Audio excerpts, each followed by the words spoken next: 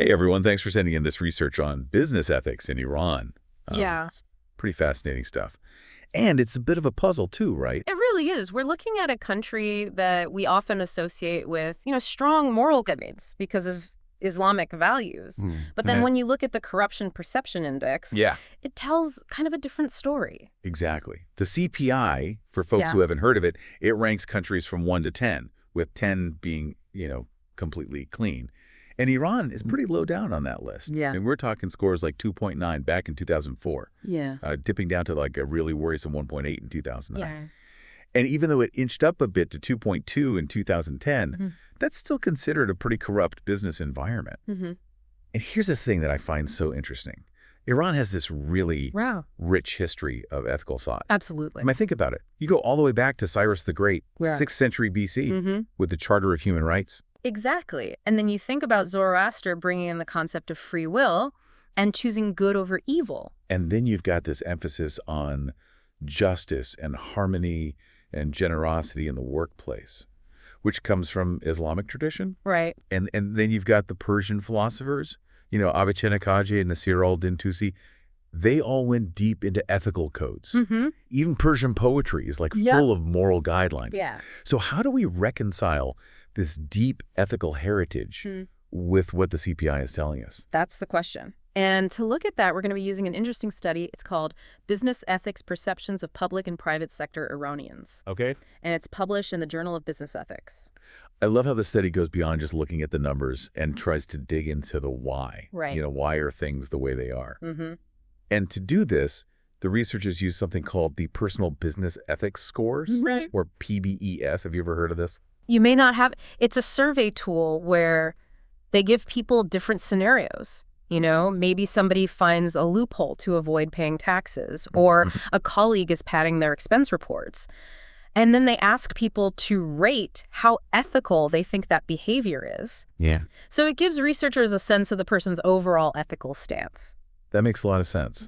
So they use this PBES tool to see how people in Iran make ethical decisions. Right. And they focus on 4 key factors: age management, experience, education, and whether somebody has worked for the government. Exactly. And they started with certain assumptions. The common assumptions. For example, you might think that older people would be wiser and therefore more ethical. Makes sense. Or that people with management experience would Yeah. have developed greater ethical maturity. It seems logical. What about education? Yeah. Well, with education, the thinking is that higher education, with Right. all the emphasis on critical thinking, Yeah. might lead to more sophisticated moral reasoning. And what about government experience? With government work, the idea is that working in a very regulated environment Right. with strong ethics codes might kind of rub off on people. Yeah. Okay, so they've got these assumptions. Now, drum roll, please. Did the study's findings actually match up? Well, that's where things get really interesting. It turns out age wasn't as big of a factor as they thought. Really? There wasn't a huge difference in ethical scores between the under 25 group and the over 26 group. Wait, so being older and supposedly wiser didn't necessarily mean being more ethical? That's kind of surprising. Yeah, it is surprising. There was a slight tendency for older folks to score higher, but not enough to be statistically significant. So it tells us that age alone may not be the best predictor of ethical behavior. And that makes you think, what else is at play here? Right. Could it be something about generational values in Iran? Or maybe broader cultural shifts that impact everyone's ethical compass? Those are great questions. And the study doesn't give us all the answers, but it certainly opens up some fascinating avenues to think about. Okay, so age is a bit of a mystery. What about management experience? Did those folks end up scoring higher on the ethics scale? Surprisingly, no. The study found no significant difference in scores between people with and without management experience. Wow. I would have thought that being in a leadership position would push people to be more ethically aware, given all that responsibility. It seems logical, doesn't it? But this challenges that assumption.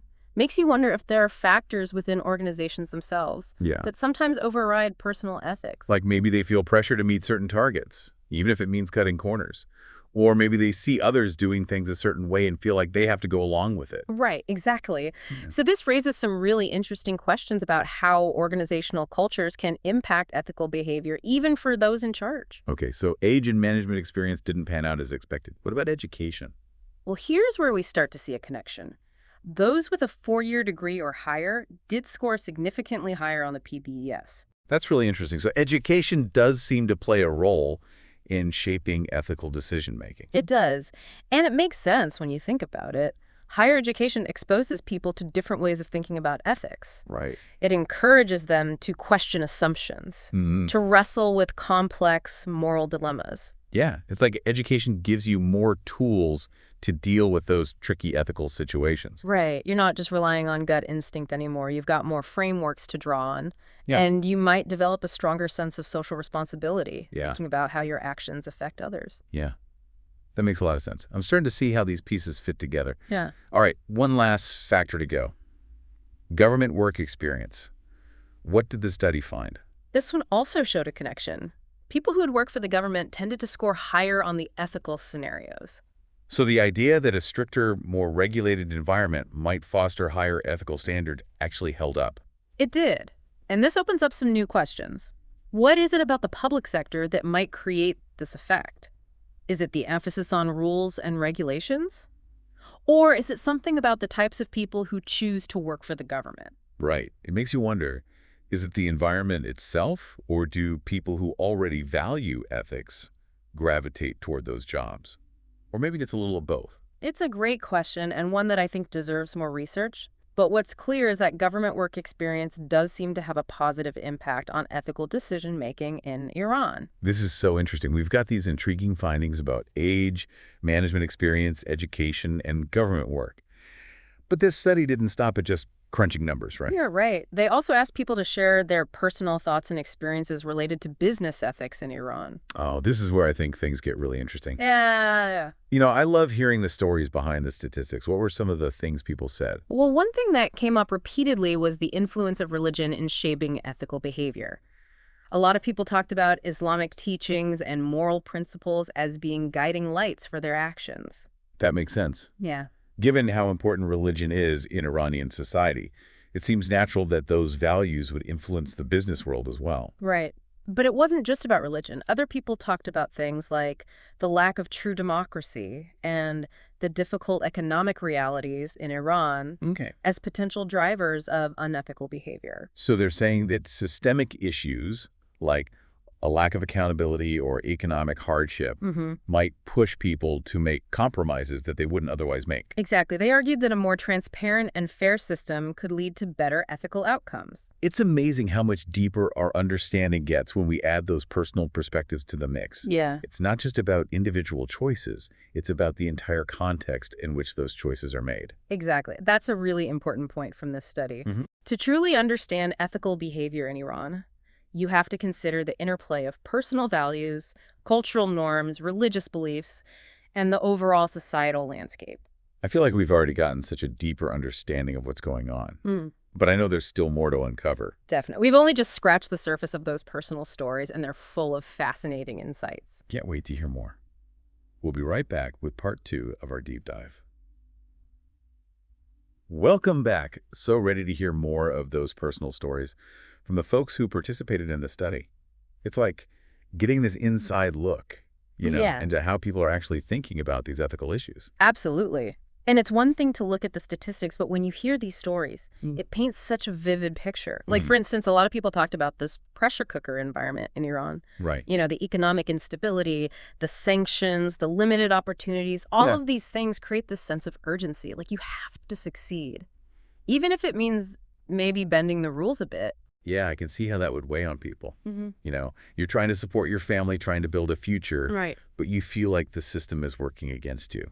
Exactly. And for some, it becomes this matter of survival. Right. They might say, well, I have to do what I have to do To get by. to get by. And it's this really complex, psychological and social dynamic. Yeah. And it really highlights the need to address those underlying issues, those systemic issues that are creating this climate where unethical behavior is more likely to occur. It's this reminder that ethical choices aren't made in a vacuum.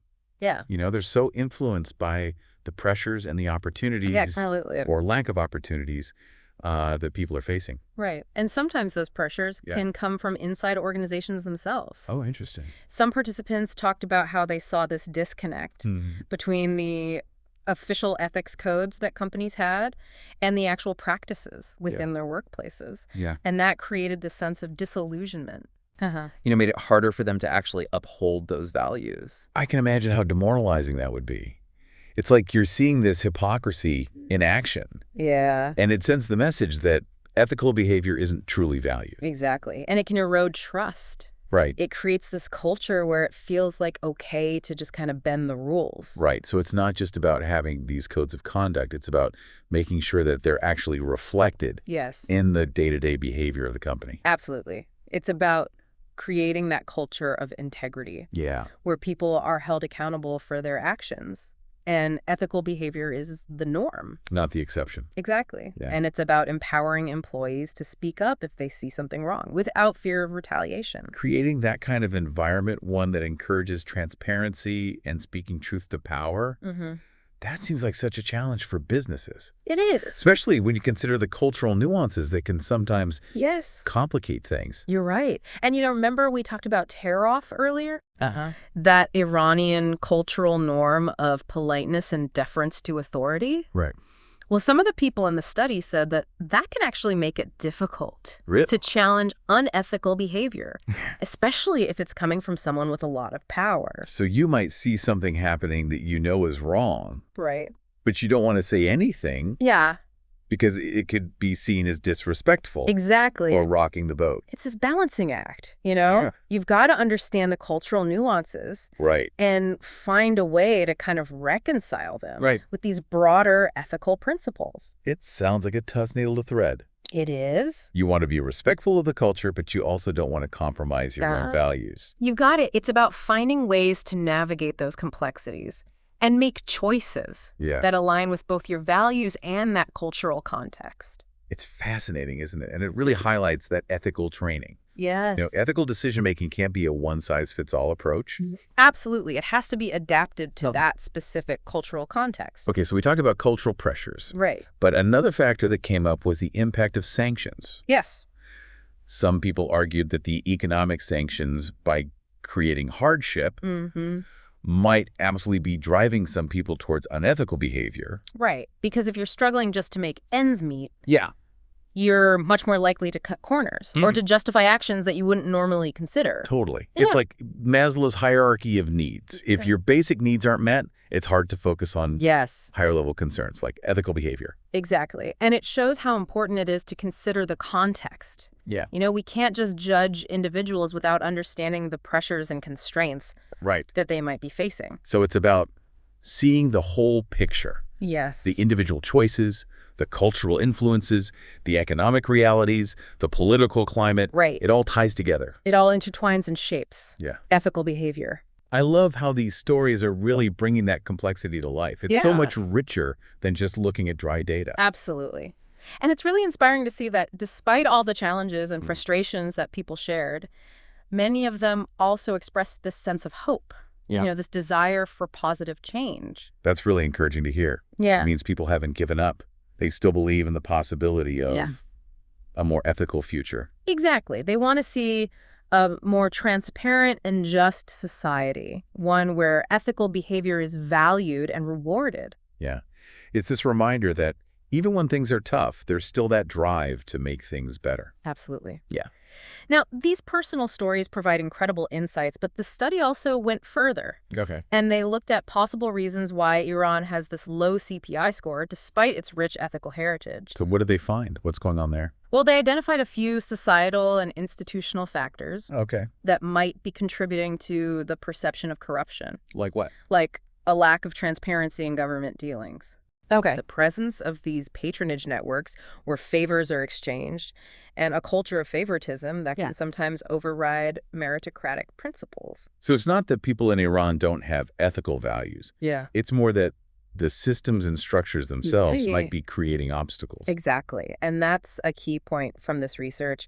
It's a call for systemic change, for reforms that promote accountability, fairness, and transparency. In both the public and private sectors? Exactly. That's a pretty big task. It is. But it seems crucial if Iran wants to improve its ethical reputation and create a better environment for business to flourish. Absolutely. Addressing corruption requires this multi-pronged approach. Right. It's not just about focusing on individual ethics.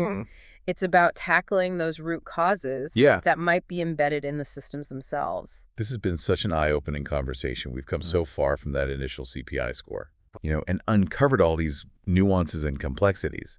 But now I'm thinking, what does all of this mean for companies that are actually doing business in Iran? Right. What are the practical takeaways? Where do they even begin? That's a great question. And that's what I'll dive into in the final part of our deep dive. Okay, so we're back. And now I'm really thinking about the so what of all this. What does it all mean for businesses that are actually operating in Iran? What are the key takeaways?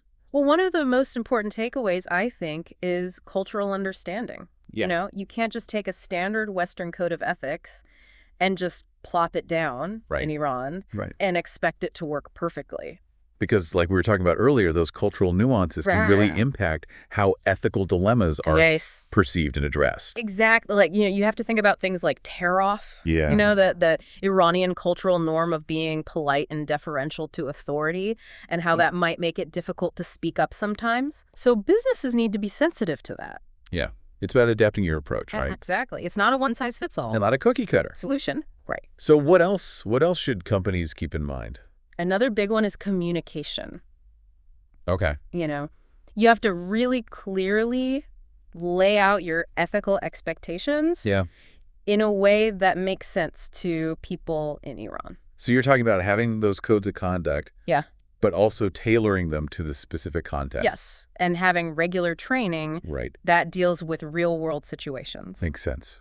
But it sounds like it's not enough to just have those things in place. Right. It has to be more than just lip service. Exactly. It has to be embedded in the company culture. It's that walk the talk idea. Yes. Leadership has to set the tone.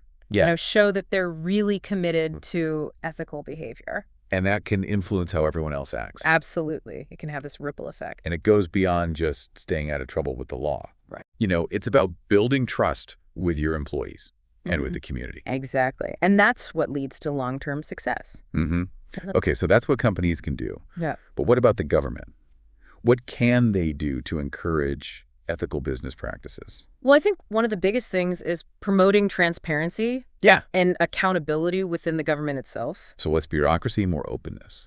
A commitment to fairness. Exactly. And also making sure that the rules are applied equally to everyone, no matter who they know or how much influence they have. So it's about creating a system that rewards ethical behavior. Yes. And makes it very clear that corruption will be tolerated. Exactly. And education is really important here, too. Investing in programs that raise awareness about ethical issues. Right. So it sounds like it's going to take this combination of government action, individual responsibility, and a shift in overall societal attitude. You got it. It's a complex challenge. But the research we've looked at gives us some ideas about how to move forward. And honestly, I think there are lessons here that go beyond just Iran. Absolutely. This idea of being culturally aware, communicating clearly, and having ethical leadership. Yes, those are important everywhere. It reminds us that ethical behavior isn't just about following a set of rules. Right. It's about building a culture of integrity and respect. Well said. This has been such a fascinating conversation. We've really dug deep into this topic. We have. And I think we've come away with a much better understanding of the complexities of business ethics in Iran. Yeah, it's not simple. Not at all. Yeah. But what I find really encouraging is that even amidst all the challenges, there's this real desire for positive change. I agree. So to everyone listening, we hope this deep dive has inspired you to think more deeply about how cultural norms and societal pressures shape ethical behavior. Yes, and not just in Iran, but everywhere. What can you do to promote ethical behavior in your own life? In your own community. What can you do to help build a more just and ethical world? Keep asking those questions, keep challenging assumptions, and keep diving deep. Absolutely. Thanks for joining us on The Deep Dive. We'll see you next time.